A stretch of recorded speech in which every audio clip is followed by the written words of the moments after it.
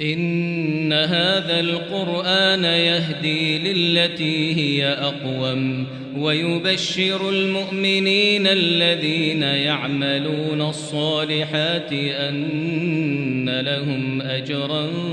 كبيرا وأن الذين لا يؤمنون بالآخرة أعتدنا لهم عذابا أليما ويدعو الإنسان بالشر دعاءه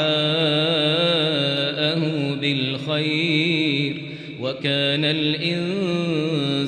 عجولا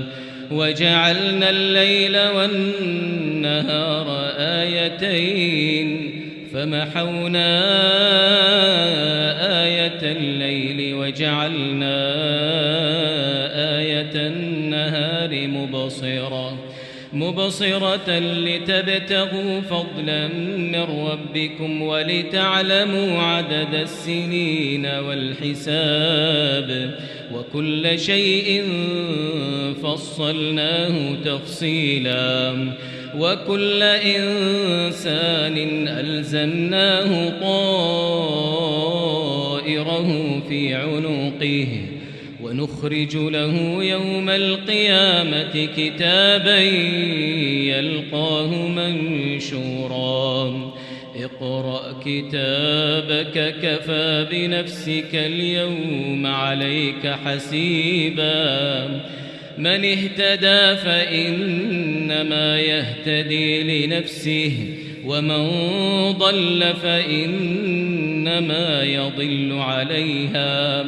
ولا تزر وازرة وزر أخرى وما كنا معذبين حتى نبعث رسولا وإذا أردنا أن نهلك قرية أمرنا متر ففسقوا فيها